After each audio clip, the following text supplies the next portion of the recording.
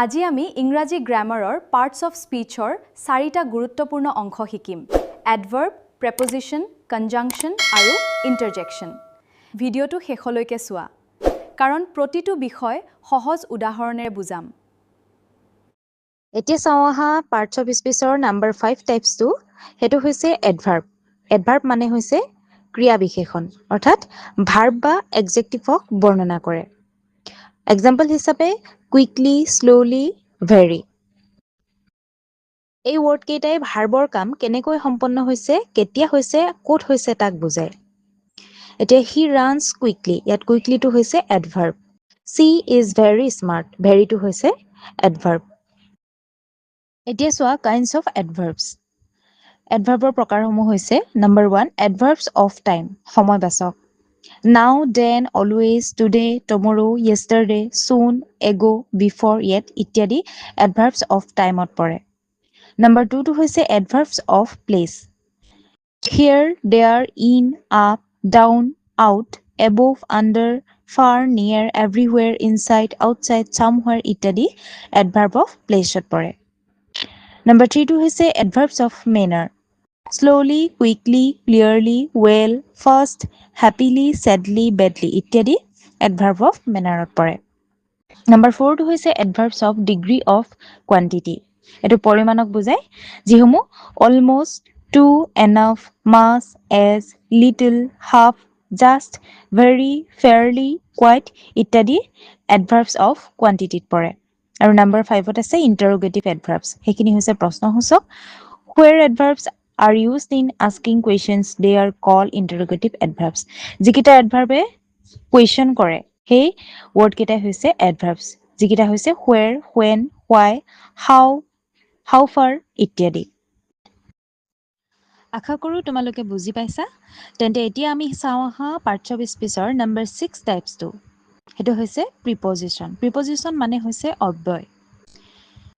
Preposition মানে position বা relation দেখুৱায়। গতিকে যিবিলাক ৱৰ্ডে নাউন বা প্ৰনাউনৰ আগত বহি চেণ্টেন্সৰ আন শব্দৰ লগত সম্বন্ধ দেখুৱায় সেইবোৰ ৱৰ্ডক প্ৰিপজিশ্যন বুলি কোৱা হয়। এক্সাম্পল হিচাপে ইন, অন, আণ্ডাৰ, বিটুইন এইসমূহ হৈছে preposition. The book is on the table, কিতাপখন ক'ত আছে? টেবুলৰ ওপৰত আছে। অনটোৱে ওপৰত থকা বুজাইছে, গতিকে অনটো হৈছে preposition. The cat is under the chair, মেকুৰীটো ক'ত আছে? চকীখনৰ তলত আছে। আণ্ডাৰ মানে তলত, আণ্ডাৰটো তলত বুজাইছে, গতিকে এইটো আণ্ডাৰটো হৈছে প্ৰিপজিশ্যন। প্ৰিপজিশ্যনৰ ক্ষেত্ৰত এটা কথা মনত ৰাখিবা, প্ৰিপজিশ্যনৰ পিছত বহা পদটো, ৱৰ্ডটো সদায় নাউন হয়। আমি এটা চেণ্টেন্স দিছিলোঁ যে the book is on the table, the টেবুলটো হৈছে নাউন আৰু নাউনৰ আগত অন প্ৰিপজিশ্যন ইউজ কৰা হৈছে। গতিকে দেখা গ'ল যে প্ৰিপজিশ্যন হ'ব লাগিলে তাৰ এটা অবজেক্ট থাকিব লাগিব, যেনে দ্য টেবলটো হৈছে অবজেক্ট আৰু তাৰ আগত অন প্ৰিপজিশ্যন ইউজ কৰা হৈছে। আপোনালোকে বুজি পালেনে? যদি কিবা অসুবিধা হৈছে পলম নকৰাকৈ কমেণ্ট কৰক আৰু যদি বুজি পাইছে এটা লাইক কৰক। এতিয়া চাওঁ আহা পাৰ্টছ অফ স্পিচৰ নাম্বাৰ 7 টাইপছটো, সেইটো হৈছে কনজাংচন, অৰ্থাৎ সংযোজক অব্যয়। কনজাংচন মানে ৱৰ্ড বা চেণ্টেন্সক জোৰা লগায়।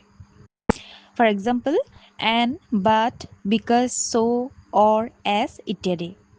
যদি চেণ্টেন্স হিচাপে চাওঁ I like tea and coffee, I tried but failed. এই বাক্য দুটাৰ এণ্ড আৰু বাট এই ৱৰ্ডবোৰ কনজাংচন হয়। ইহঁতে দুটা ৱৰ্ড বা চেণ্টেন্সক সংযুক্ত কৰিছে, গতিকে যি ৱৰ্ডে দুটা ৱৰ্ড বা চেণ্টেন্সক একেলগ কৰে তাকে আমি কনজাংচন বুলি কওঁ। এতিয়া চাওঁ আহা পাৰ্টছ অফ স্পিচৰ নাম্বাৰ 8 টাইপছটো, সেইটো হৈছে ইণ্টাৰজেকশ্যন, অৰ্থাৎ ভাৱবোধক অব্যয়। ইণ্টাৰজেকশ্যন মানে ছাডেন ইম'শ্যন প্ৰকাশ কৰে। হুৰে, এলাছ, ওহ এই ৱৰ্ডবোৰ ইণ্টাৰজেকশ্যন, গতিকে যি ৱৰ্ডে মনৰ আনন্দ, বিস্ময় আৰু দুখৰ ভাৱ প্ৰকাশ কৰে তাক আমি ইণ্টাৰজেকশ্যন বুলি কওঁ।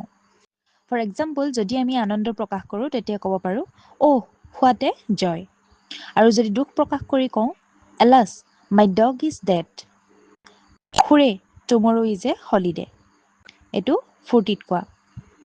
ইয়াৰে অহ, এলাছ, হুৰে এই ৱৰ্ডকেইটা হৈছে ইণ্টাৰজেকশ্যন। আজিৰ ভিডিঅ'টো আছিল ইমানেই।